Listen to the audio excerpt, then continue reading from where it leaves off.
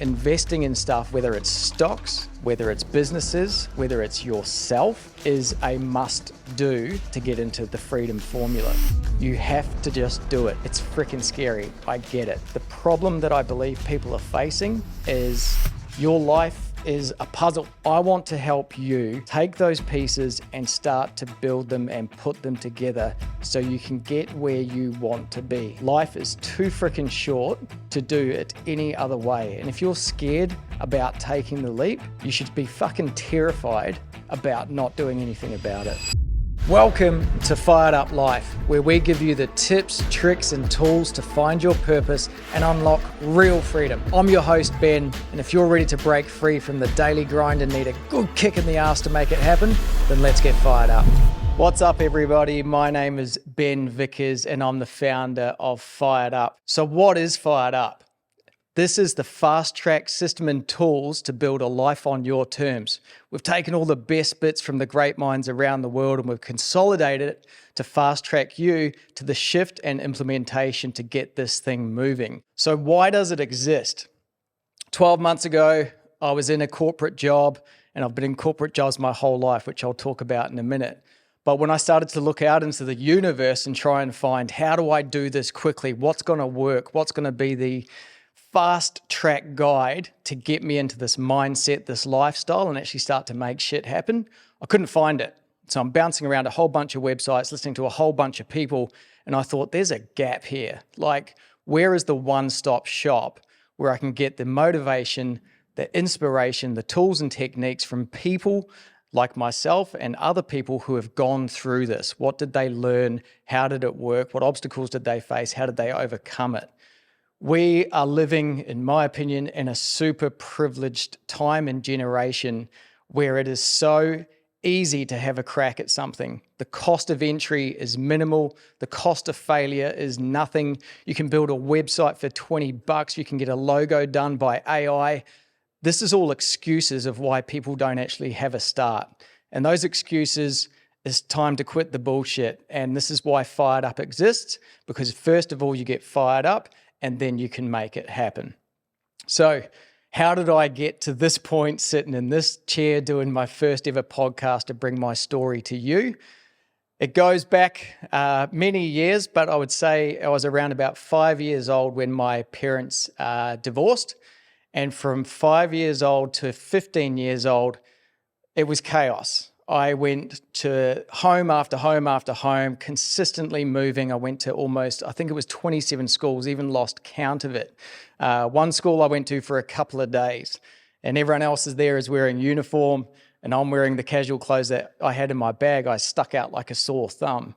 So by changing all these schools and changing all these homes, like what I learned is that one, change is consistent, get used to it and embrace it. And the other thing I learned was, you are, as a child, you are along for the ride of your parents' choices. Where they live, what they do, where you go on holiday, what you wear, what you eat.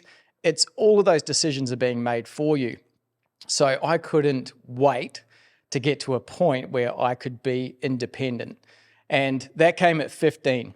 I remember the last day at school, the deputy principal walked in and yelled out my name, and I thought, here we are again, I'm going to get in trouble for something because I was pretty much in a rebellious, non-engaged teenage state.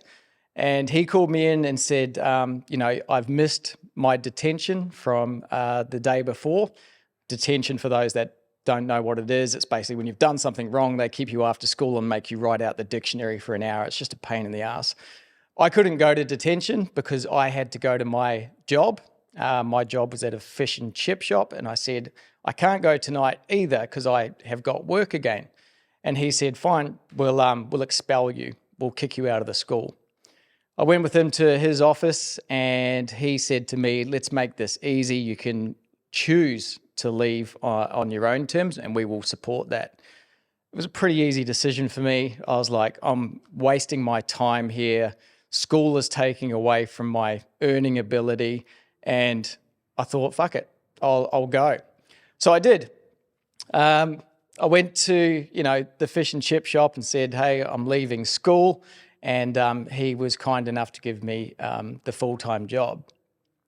Now, that was job number one, and it was great because it gave me money. And money, as we all know, gives you options and choices. So now no longer was I at the beck and call of my parents' decisions. I could make my own. So first decision was get out of home. Well, I can't really call it home, where we were camping up at the time. So I went and got my own place. I've got my full-time job. I'm making $5 an hour on a 40-hour week. This is awesome. I've got a car. I've got booze on the weekends. I can buy my friends cigarettes. I've now started making that freedom mentality. So one thing I kind of will never forget about this job was I was extremely grateful to have it because I didn't have the education, everything else. And I didn't want to let this person down, and I also didn't want to let myself down.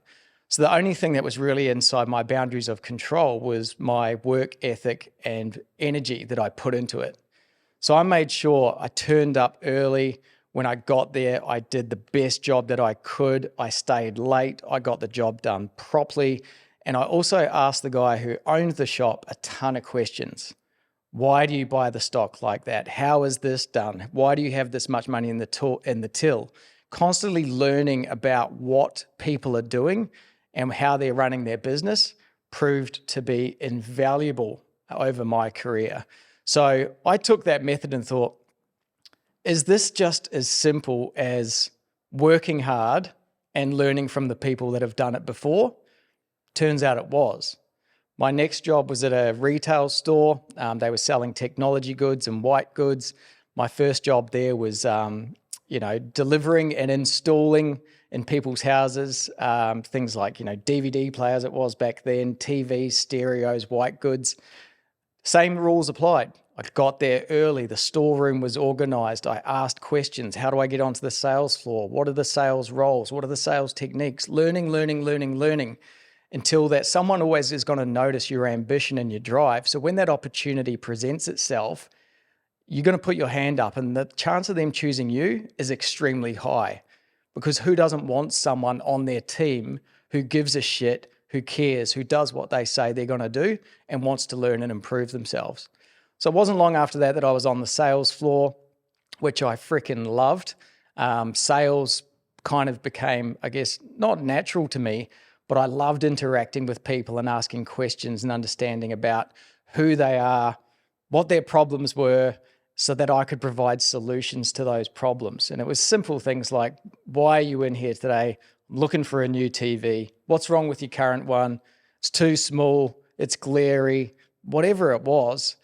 And then going into that solution mode that, if I could offer you a TV that you could see from the kitchen, would that be great? So you could watch the news while you're cooking? Yes. If I could sell you a TV that had anti-glare on it so you could have the curtains open during the day and still get a clear picture, would that be good for you? Yes, it would.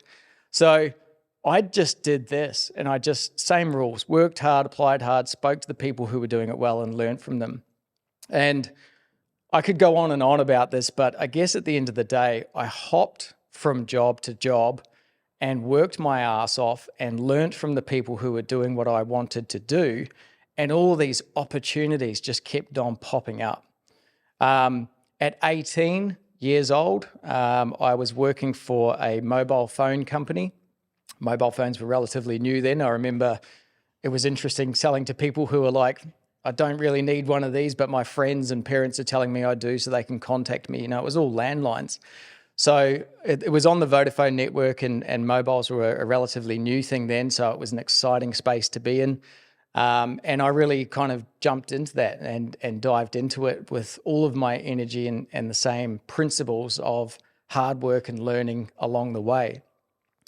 At 18 years old, the company was expanding.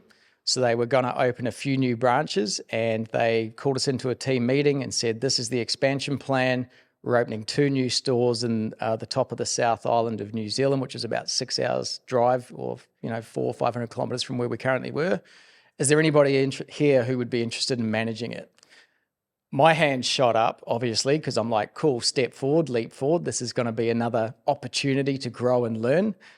What surprised me at that time was no one else put their hand up. the boss at the time said to me, "Awesome, thanks, Ben. I'll come and have a chat with you later on." But when I went and spoke to the other people, like, why didn't you put your hand up? Like, why are you not going after this? It was, I've got piano lessons on Thursday. I've got to look after my mum. I like my house. I just signed a lease. My boyfriend wouldn't be happy. A lot of reasons coming in as to why they wouldn't take the opportunity. And I guess I had similar reasons, but I just didn't care. It was like, this is the right decision, regardless of what the sacrifice is. So I went for that. I jumped at it. I got my car, packed a bag, moved, opened up the stores. I had 30 and 40-year-olds working for me when I'm their boss at 18, which was pretty confronting and challenging. That was when the first, the imposter syndrome started to kick in, where I'm like, oh shit, can I do this? Are people going to take me seriously? Do I deserve to be here? And I carried some of that imposter syndrome, through the next jobs as well. But as I kind of moved through those ranks and moved through those jobs, the fundamental thing that was the same time and time again, if you worked hard, put the effort in, showed initiative and ambition and drive, the opportunity would always come. And when that opportunity came, you're in the best position for it based on you've proven it. You've shown them the minerals that you do what you say you're going to do. And that's one of the most important things, is like the promise to yourself and the promise to the people around you that care about it. So that gets me to probably around 2015. My son was born at the end of 2014 and I wanted to take a break. So I decided to quit my job.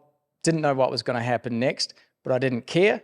This was an important time in my life and I wanted to make the most of that. So I wasn't working. My wife now was working at the time. So we were going to be fine and be okay financially. It wasn't required. I was introduced to a guy through a friend of a friend. When I say a friend of a friend, it was actually one of my old clients, was in an entrepreneurs group. And one of the guys in his group was starting a new business. And it was in the accounting and finance industry.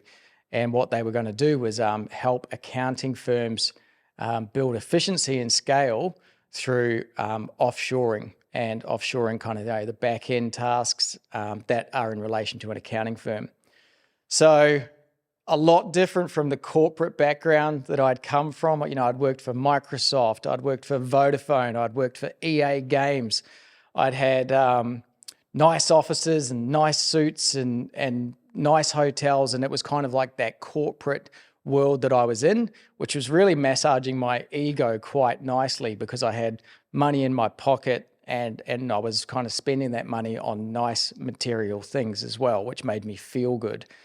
But when I started with this guy, we were in a small office, probably 4 meters squared. There was a cardboard box on the ground, and we were going to build an offshoring business to help accounting firms grow and scale. So I was like, what have I got to lose? This is going to be exciting and it's going to work, or it's not going to work, but who cares? Let's dive into it. Now, at that time, it was myself and him in the Gold Coast, Australia, and the team that we had in the Philippines was probably about 80 or 90 people strong. He didn't have a position description. We had kind of a soft plan that was written up, and we just said, right, this is hustle time. First thing we need to do, get customers, build the brand, build the story, build the team. And that was very exciting to me because in previous corporate jobs, it's like, here's what you do, here's your boundaries, here's the limitations, you can't touch this, that's marketing, you can't do that, that's finance. But we were just involved in all of it. And I guess that was my first exposure to having, many hats, which is something that might scare some people, but I freaking loved it. And he said, look, it's a blank piece of paper, go and build the sales team, go and build the lead generation in the funnels. And I got on a plane and went to the Philippines, and that's how the whole thing started. So if we fast track from there, it was 8 years that I was in that business. And when I left, we had a global team of over 3,500 people The business was doing tens of millions of dollars, if not more. And it was a very exciting time because if I come back to those principles, did I work hard? Of course I did. It's in my DNA. It's ingrained in me. But I got exposure to all of the exciting stuff that I wouldn't have had exposure to being back in a corporate gig. And I think this is one key takeaway from this, which is very, very important. I treat jobs like a paid education. Someone is going to give you money every week, every month to do work, but at the same time, you've got exposure to systems, tools, process, brains, money, all of the stuff that is going to be able to actually build your skill set and your personal asset pool of things that you can actually develop and grow on. And the startup was the freaking best way for me to do that. I have always taken an interest in people, their background, where they've come from and everything else. And some of the best friends that I have in my life today, I've met through work. The first stock investment I made was in 2015. And I made that stock investment because the guy in my office was telling me the story about how he had put some money after he sold a house into a stock. That stock went through the roof and it made him $1 million. And I was like, how the fuck do you do this? Like, is this Wall Street? Do I need a broker? He's like, nah, man, you can do it on your banking app. Let me show you. And he said, go here, go to ComSec. That's it. You put the stock code in, you put the money in, and away you go. And because I loved business and I loved startup and I loved all of that sort of stuff, in terms of me finding a business that I thought was going to be great, I already had 20 in my head. So bang, bang, bang, go look at the business, search it up and go, cool. Yep, they're listed. And I believe that they're going to grow and do great things. Why wouldn't I invest in it? So I think my first investment there was like $2,000. It was Xero, which is an accounting software company. That stock at that time, from memory, was about $12. And I put $2,000 into it. Forgot about it, came back and had a look in a couple of months. And I was like, holy shit, I got $3,000 there. Came back and had a look in another couple of months. Shit, it's at $5,000. And I was like, I am literally making money for doing nothing. This is awesome. So now I'm starting to go, well, hang on a sec. What else can I look at? What else can I invest in?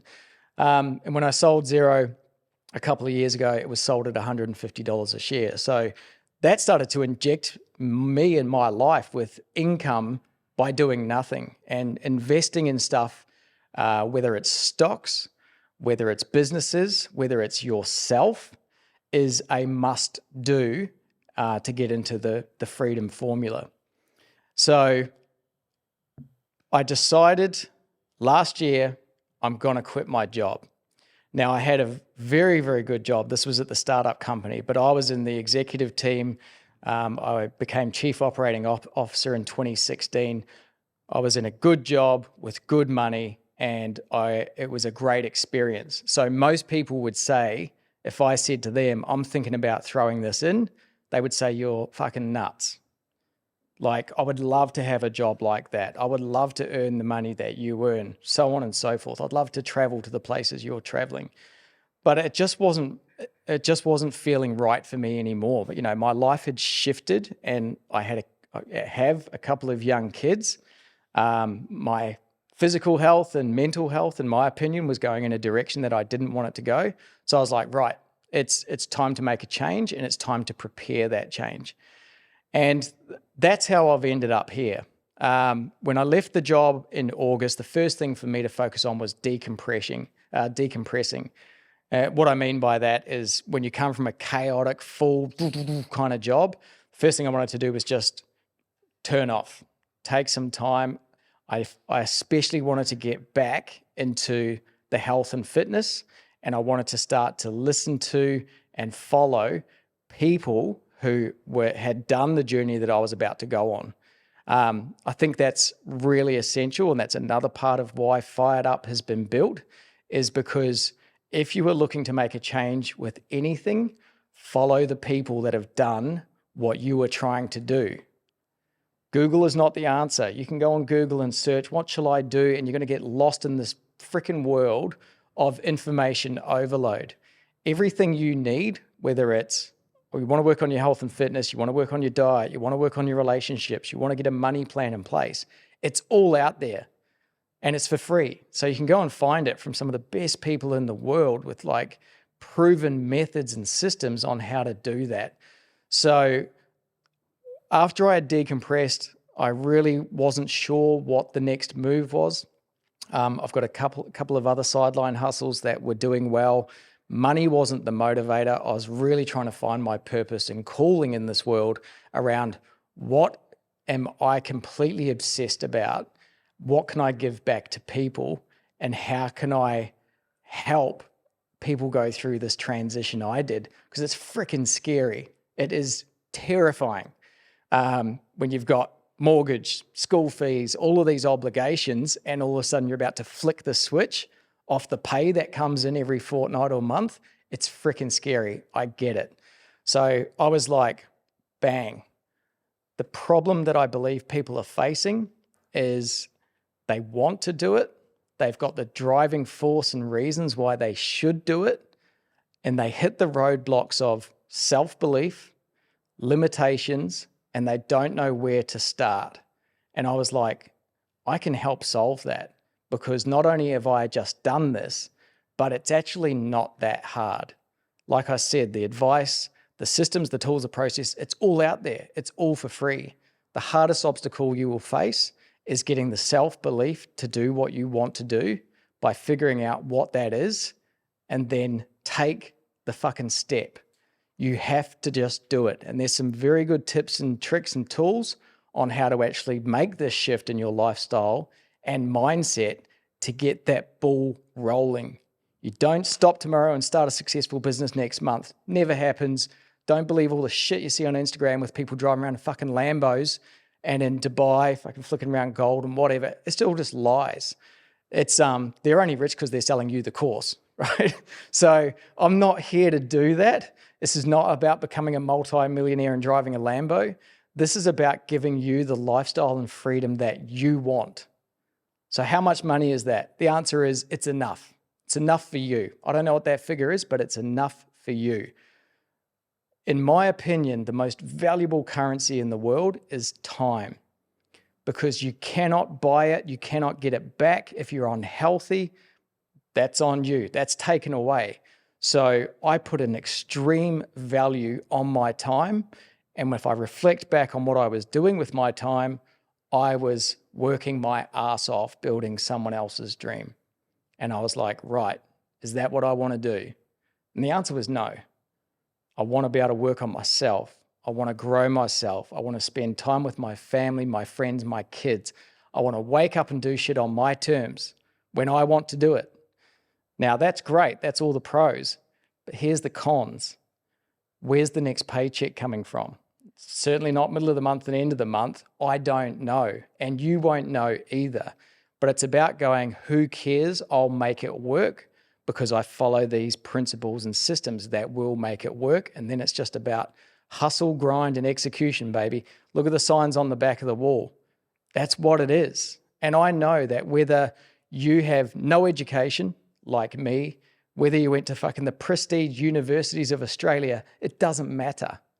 The thing that you can do that requires no skill set and no education is make the decision and then turn it into practical steps consistently, and you will see it get better. Fired Up is all about that. You'll see the hashtag on everything is the freedom formula. And my analogy for the freedom formula is this. Your life is a puzzle.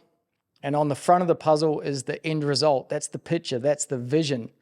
But when you open that box and tip it on the fucking table, it's just a messy pile of pieces, right? So I want to help you take those pieces and start to build them and put them together so you can get where you want to be. Life is too freaking short to do it any other way. And if you're scared about taking the leap, you should be fucking terrified about not doing anything about it. Join the Fired Up community where we're going to build a group of people who are as pumped up as you, who will support each other, and we can make it fucking happen. Thank you for joining me on Fired Up Life. If this episode has given you the kick up the ass you needed, I'd love your support with a 5-star review on Apple Podcasts and Spotify. Follow me at Ben Vickers Official on socials for more insights and updates. And don't forget to head to firedup.life to grab all the resources and tools you need to unlock real freedom. We'll see you in the next episode. Catch you later.